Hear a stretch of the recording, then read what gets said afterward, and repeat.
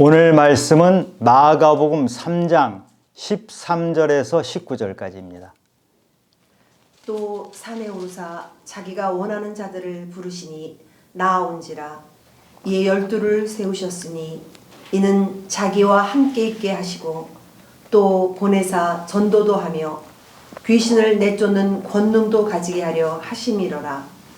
이 12를 세우셨으니 시몬에게는 베드로란 이름을 더하셨고 또 세베대의 아들 야고보와 야고보의 형제 요한이니 이 둘에게는 보아너게 곧 우레의 아들이란 이름을 더하셨으며 또 안드레와 빌립과 바돌로메와 마테와 도마와 알페오의 아들 야고보와 및 다데오와 가나나인 시몬이며 또 가룟 유다니 이는 예수를 판 자더라.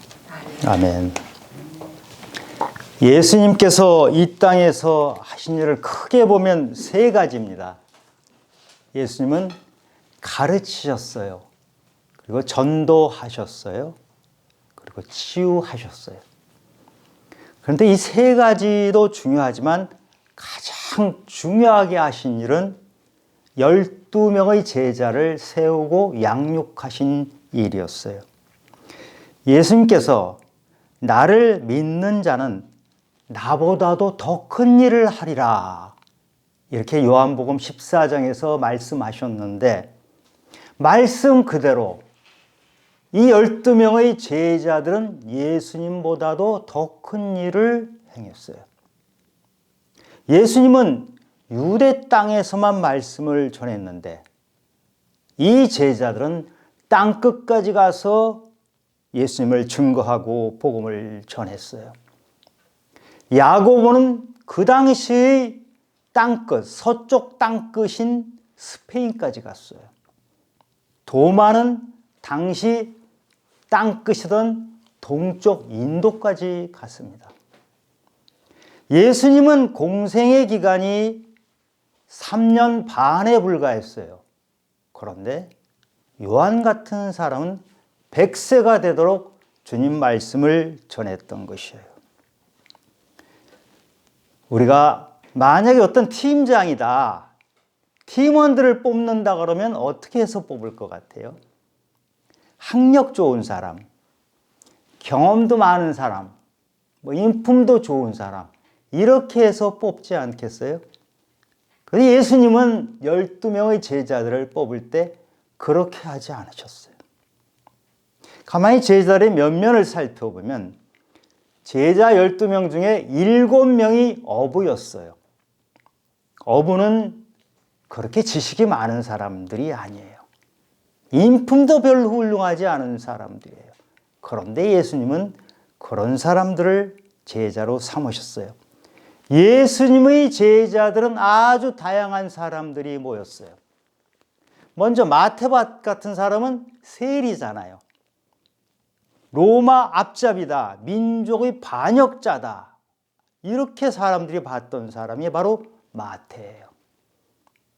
거기에 비해서 오늘 본문에 보면 가나나인 시몬이라고 나오죠.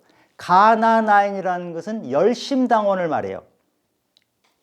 로마로부터 조국을 해방시키기 위해서 칼로 로마를 무찔러야 된다, 이런 신념을 가지고 있었던 열성 민족주의자가 바로 시몬이었어요.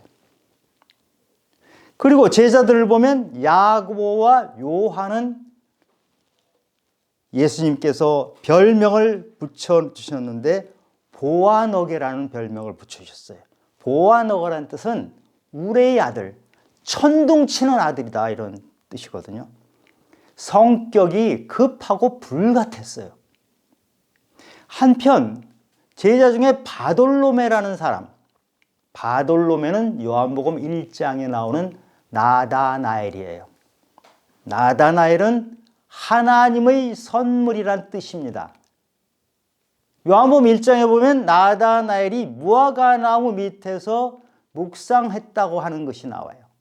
항상 묵상했던 차분하고 조용한 성격이었던 사람이 바로 이 바돌로메, 나다나엘이었어요. 예수님의 제자들은 출신도 다르고 학문도 다르고 이념도 다르고 이렇게 다른 사람들이 다양하게 모였었는데 이들은 다투지 않았어요. 우리 믿음의 공동체가 바로 이러한 것이에요. 이 세상에 우리가 비슷비슷한 사람끼리 모이면 참 지내기가 편합니다. 학력이 비슷하고 문화가 비슷하고 이러면 공감대도 많고 그래서 참 지내기 편하고 재미있게 지낼 수가 있어요. 그런데 예수님은 제자들을 모을 때 그렇게 하지 않으셨어요. 다양한 사람들이 모였는데 예수 이름으로 하나가 되게 만드셨어요. 부족한 제자들이지만 예수님과 하나가 돼서 함께하면서 인격이 자라고 인품이 좋아지는 성장을 겪었던 사람들이에요. 예수님은 이런 12명의 제자들을 데리고 공동체를 만드셔서 3년 반 동안 이 땅에서 사역을 하신 것이죠. 예수님은 이 12를 모을 때 예수님이 원하는 대로 부르셔서 모았던 거예요. 13절에 보면 또 산에 오르사 자기가 원하는 자들을 부르시니 나아온지라. 예수님은 새로운 일을 시작하실 때는 산에 오르셨어요. 누가복음에 보면 당시 이 산에 오르셔서 밤새도록 기도하셨다. 이렇게 기록되어 있어요. 예수님은 밤새도록 기도하시면서 하나님의 뜻이 무엇인지 제자들을 지금 불러 모아야 되는데 한 사람 한 사람에 대한 하나님의 뜻을 물으시고 하나님의 뜻에 맞게 이 사람들을 제자로 삼으신 것이죠. 예수님은 지금도 제자를 부르십니다. 어떻게 할 수 있냐고요? 지금 예수님께서 산에 오르사 제자들을 부르셨다 하는 이것이 전부 현재 진행형으로 되어 있어요. 2000년 전에 하시던 일을 지금도 하시는 거예요. 그러니까 예수님은 여기 이렇게 앉아있는 우리들을 제자로 부르시는 거예요. 교회에서 예배만 드리고 집에 가는 것으로 끝나는 것이 아니고 예수님께서 12제자를 부르셨던 것처럼 우리도 그런 제자로 부르신 것이죠. 14절 15절을 보면 이에 12를 세우셨으니 이는 자기와 함께 있게 하시고 또 보내사 전도도 하며 귀신을 내쫓는 권능을 가지게 하심이로라. 예수님이 12제자를 세우셔서 하신 일이 크게 보면 세 가지예요. 함께 하셨어요. 그리고 전도하게 하셨어요. 그리고 귀신 쫓는 권능을 주셨어요. 예수님이 제자들과 함께 계시면서 가장 중요시 여기신 일은 함께 하심이에요. 예수님과 함께 한다는 게 무슨 말입니까? 어떻게 하는 게 함께 하는 것입니까? 예수님은 제자들을 가르치셨어요. 예수님은 참 많은 설교를 하셨죠. 마가복음은 예수님이 설교가 그렇게 많이 안 나오는 복음서예요. 그러나 마태복음, 누가복음, 요한복음에 보면 예수님이 설교가 많이 나오는데 예수님은 설교를 그렇게 하시고 나서 제자들은 따로 말씀을 가르쳐 주셨어요. 그리고 예수님이 설교를 하시면서 좀 어려운 부분이 있잖아요. 그거는 예수님께서 제자들에게 다시 자세히 풀어서 설명해 주셨어요. 예수님이 설교하실 때는 비유가 참 많았어요. 그 비유를 제자들에게는 그 비유의 본래 뜻이 무엇인지를 풀어서 설명해 주셨던 것이죠. 예수님은 제자들하고 함께 하시면서 교제를 하셨어요. 교제를 한다는 것은 서로 알아가는 거예요. 예수님은 이미 제자들을 알고 계셨고 제자들이 예수님을 알도록 하시기 위해서 노력하셨어요. 3년 반 내내. 만약에 예수님께서 그냥 말씀만 가르치겠다 하면 굳이 예수님께서 제자들하고 숙식을 함께 하면서 같이 다니실 필요가 없는데 예수님은 3년 반 내내 제자들과 함께 다니면서 삶을 나누셨어요. 기쁨도 슬픔도 다 함께 나누시고 예수님이 살아가는 모습을 그대로 다 보여주셨어요. 그래서 제자들한테 항상 하신 말씀이 나를 따라오너라. 내가 한 대로 너희들도 그대로 따라서 해라. 그 말씀을 하셨거든요. 말씀을 잘 알려면 말씀하시는 그분이 누구인지를 알아야 돼요.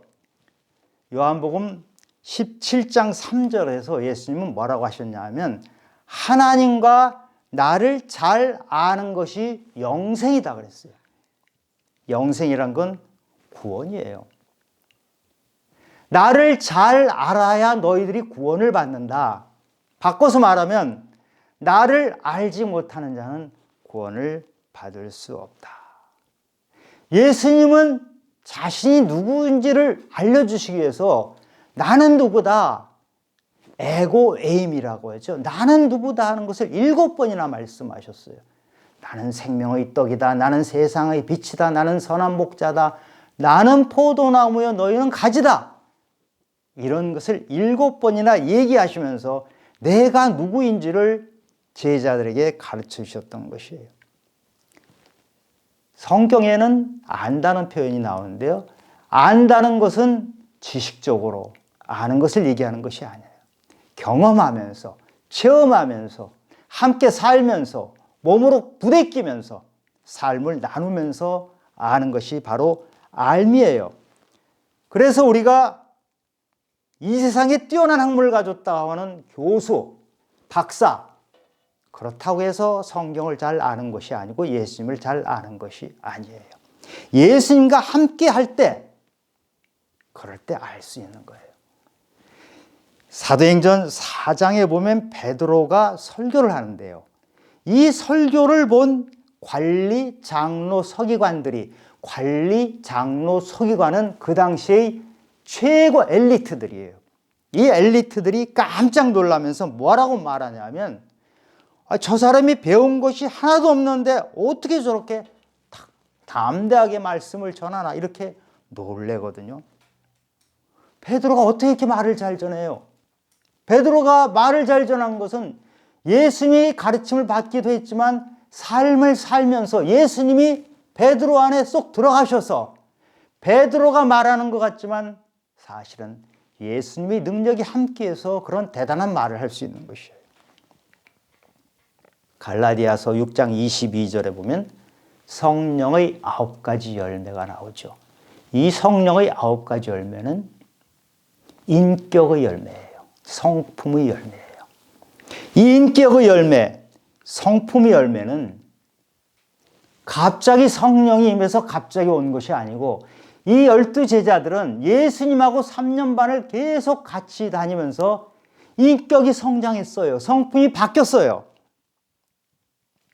예수님과 함께 하는 사람은 이 제자들처럼 성품이 바뀌는 사람이에요. 야고보와 요한은 보아너게라고 했잖아요. 급해요. 불같아요. 화를 잘 내요. 그런데 이 요한이 사랑의 사도로 바뀌죠. 온유한 사람, 사랑이 넘치는 사람으로, 관용적인 사람으로 바뀌잖아요. 마태는 세리잖아요. 민족 반역자라고 얘기를 듣던 이 사람이 마태복음을 써요. 마태복음은 자기 동족들에게 예수님을 전하기 위해서 쓴 복음서인데 복음서 중에서 가장 앞에 나와 있고 배울 점이 가장 많은 복음서를 바로 이 마태 세리가 쓰는 것이에요. 마태가 인격이 바뀌었기 때문에 이런 일이 가능했던 것이에요. 물론 우리가 예수님을 몰라도요, 전도도 해요, 봉사도 해요, 치유까지 해요. 모르고도 할 수 있어요. 이 세상에 예수님 모르고도 이런 일 하는 사람들이 제법 있어요. 그런데 아주 위험합니다.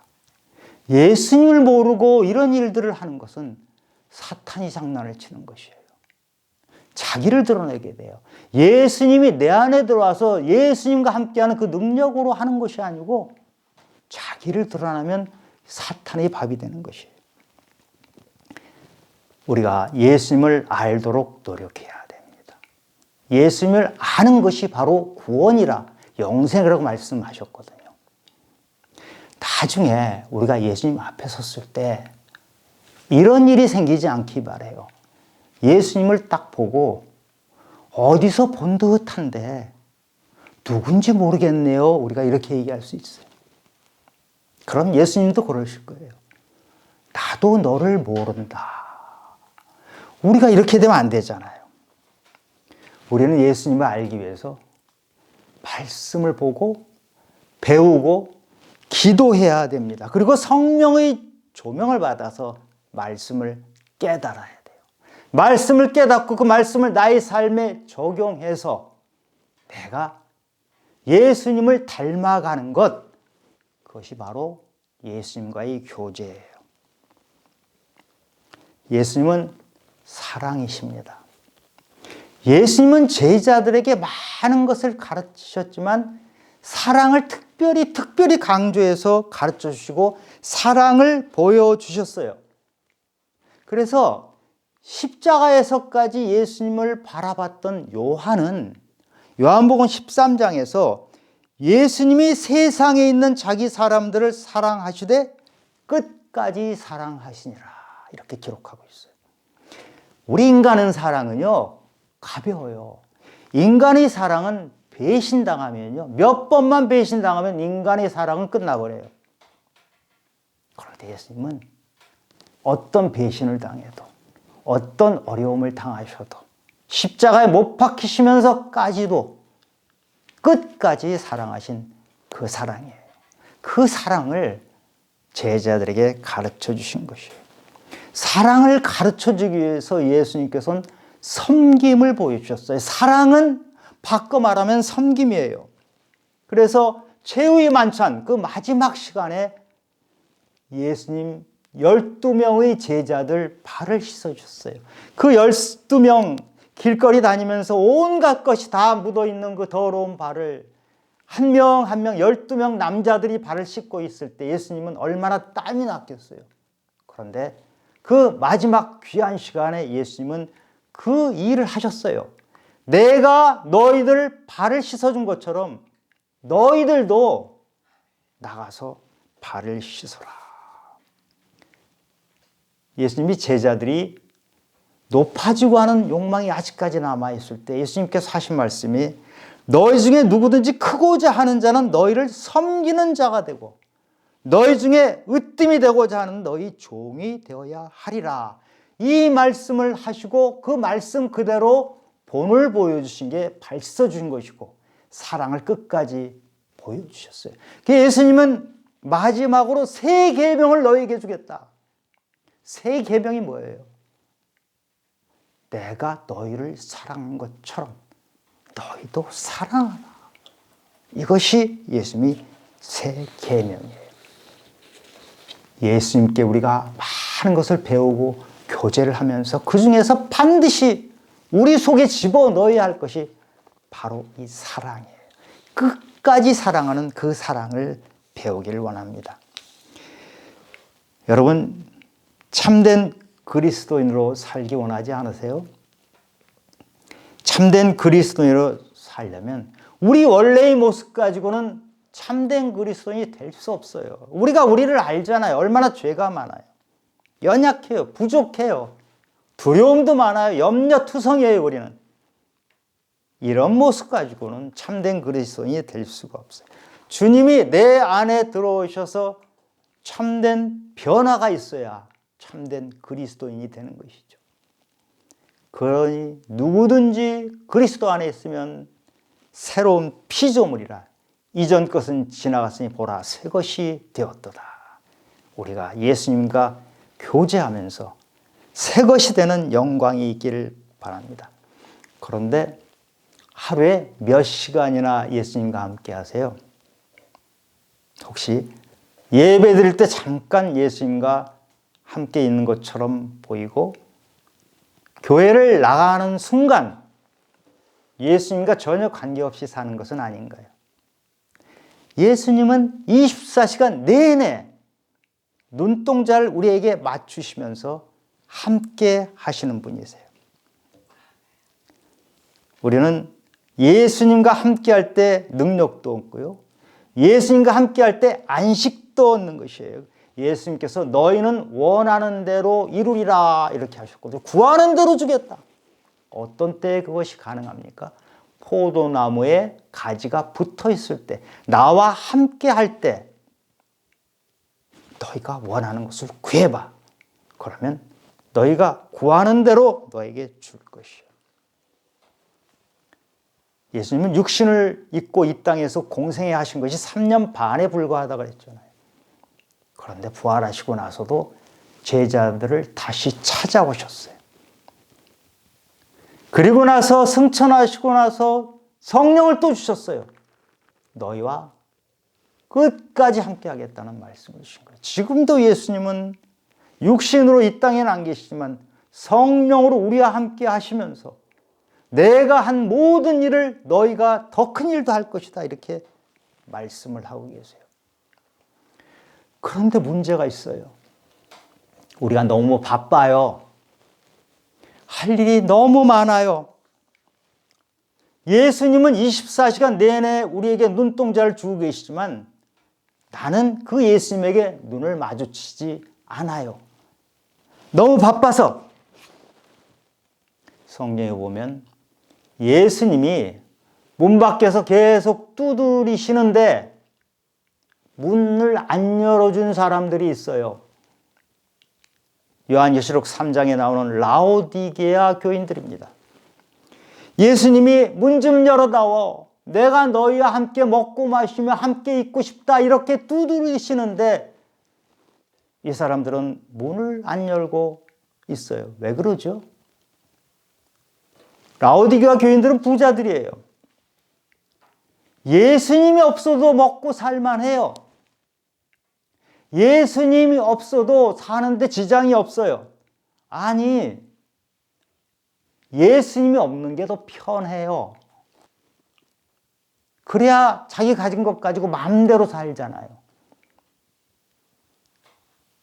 그렇다고 교회 안 나오는 건 아니에요. 라오디게아 교인들도 교회 다니는 사람인데 그 안에 예수님이 없었던 거예요. 함께 하질 않았어요. 교회만 나갔던 거예요. 저는 우리 성도님들이 이런 라오디게아 교인처럼 교회는 다니는데 예수님과 함께 하지 않는 그런 교인이 되지 않기를 바랍니다. 예수님이 제자들에게 전도하게 하시고 귀신 쫓는 능력을 주셨잖아요. 이 능력은 포도나무에 가지가 붙어 있을 때 열매가 맺히는 것처럼 예수님과 함께 할 때 나오는 능력이에요. 여기서 전도한다. 이 말은 헬라어 원어로는 캐리소라는 말인데요. 선포한다는 뜻이 좀 더 정확해요. 선포한다. 내 안에 그리스도가 계시는데 이 계시는 그리스도를 드러낸다, 알린다 하는 것이 선포한다는 거예요. 어떻게 알립니까? 말로 알립니다. 제가 지금 설교하는 것처럼 설교하는 것도 알리는 것이죠. 여러분이 사람들 만나서 예수를 전하는 전도하는 것도 알리는 것이죠. 그런데 말로 알리는 것보다 더 중요한 알림이 있어요. 더 중요한 선포가 있어요. 삶으로 알리는 거예요. 나의 삶에 그리스도가 나타나는 것이에요. 내가 걸어다니는 성경책이 되는 거예요. 병 안에 향수가 들어있으면 뚜껑을 여는 순간 향수 냄새가 나기 마련이거든요. 우리가 세상을 살아가면서 살아있는 그리스도가 내 안에 있다면 내가 말로 예수를 자동적으로 전하게 돼 있어요.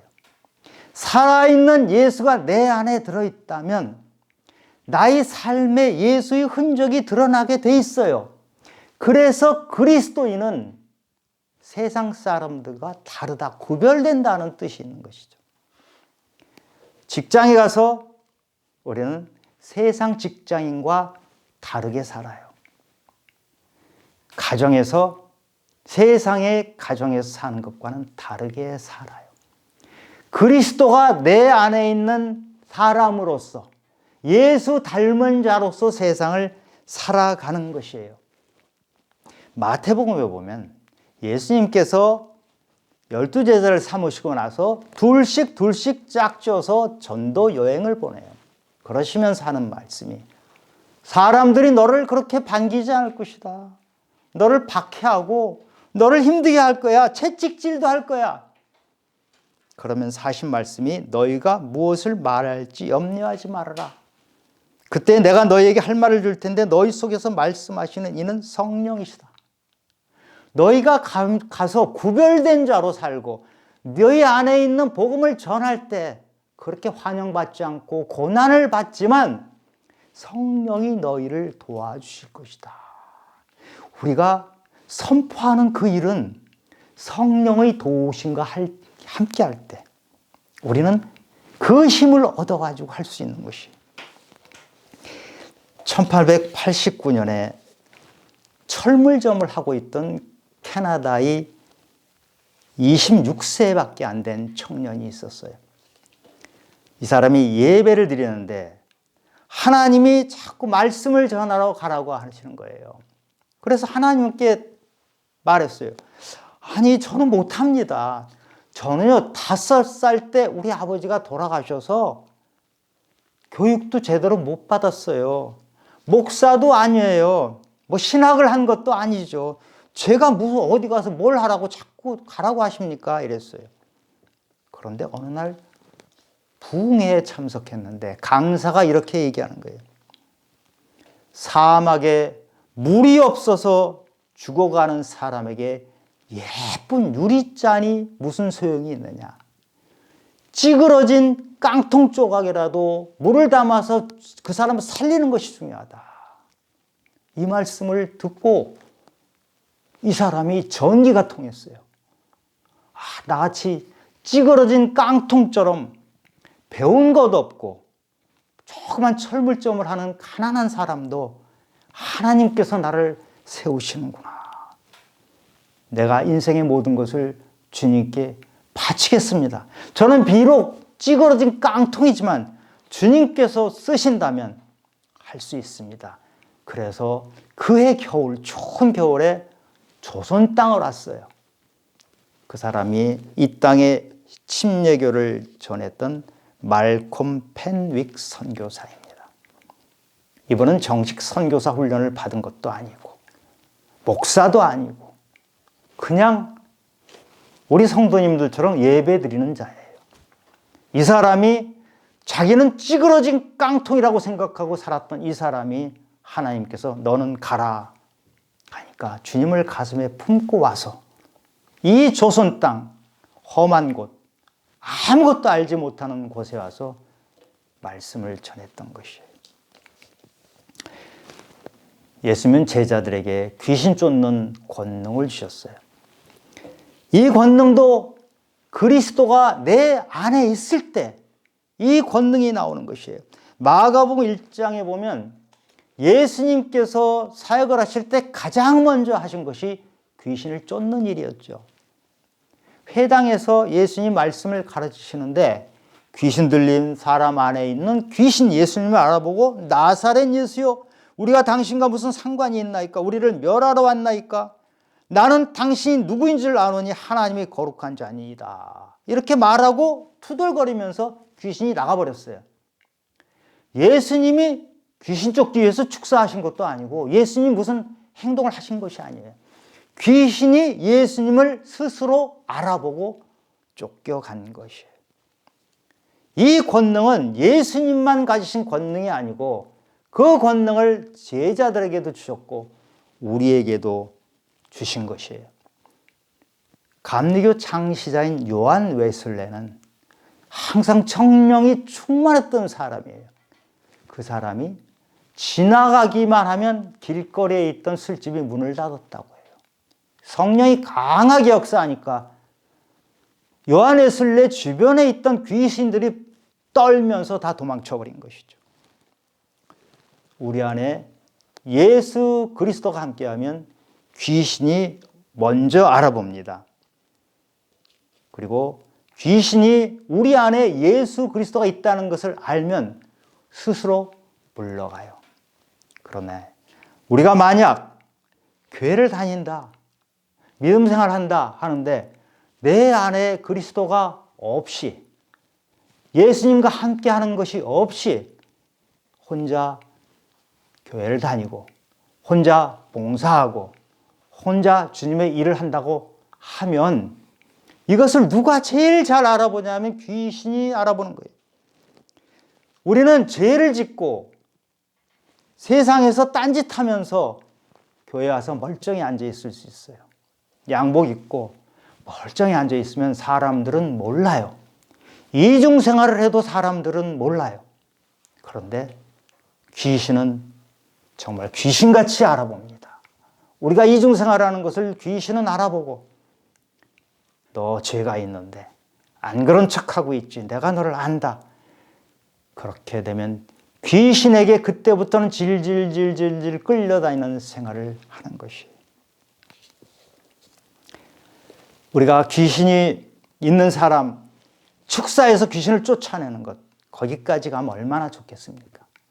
근데 그렇게 하지 않더라도 더 중요한 것은 내 안에 귀신이 공격해 오지 않도록 내 안에 그리스도가 함께 하시는 것. 그리고 내 주변에, 나의 가정에, 나의 주변에 귀신이 얼씬거리지 못하게 물리치는 것.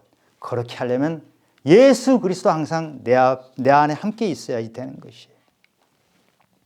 예수님은 이 땅에 오셔서 가르치시고 전도하시고 병을 치유해 주셨는데 제자들도 똑같은 일을 했는데 제자들이 한 그 일이 세계 곳곳에 가서 한 것이 전해져서 지금 이 땅에는 그리스도인이라고 하는 사람들, 예수 믿는 사람들이 25억 명이나 돼요.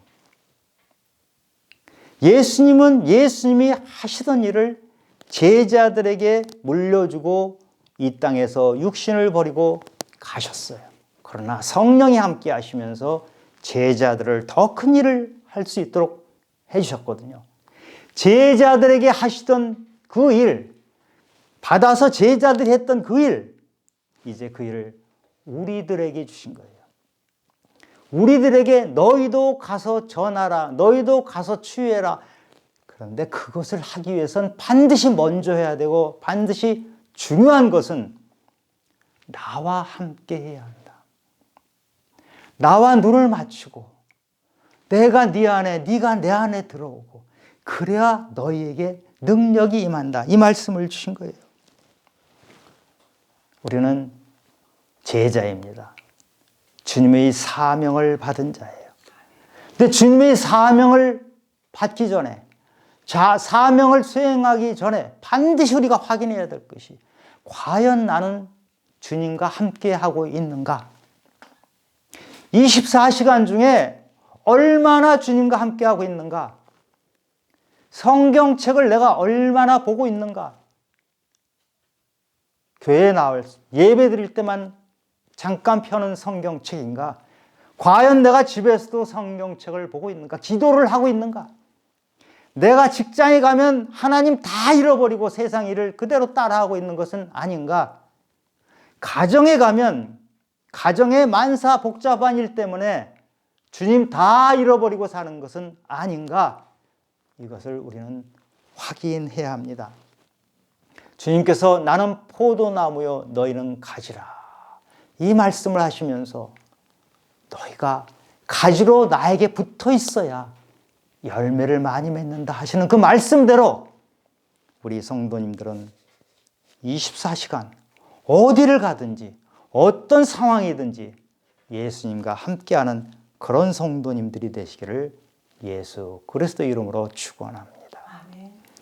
하나님 아버지, 주님은 제자들과 함께한 시간이 이 땅에서 3년 반에 불과했습니다. 그때 예수님 닮아가고 예수님 붙잡았던 그 제자들이 세상을 뒤바꿔버렸습니다. 지금 25억 명이나 되는 사람들이 예수를 믿는데 하나님 아버지께서는 그 제자들에게 주셨던 그 사명을 저에게 주시고 너희들은 내가 포도나무니 가지처럼 반드시 붙어 있으라 이 말씀을 하셨습니다. 우리가 24시간 내내 주님과 함께하는 귀한 성도들이 될 수 있기를 예수 그리스도 이름으로 축원합니다.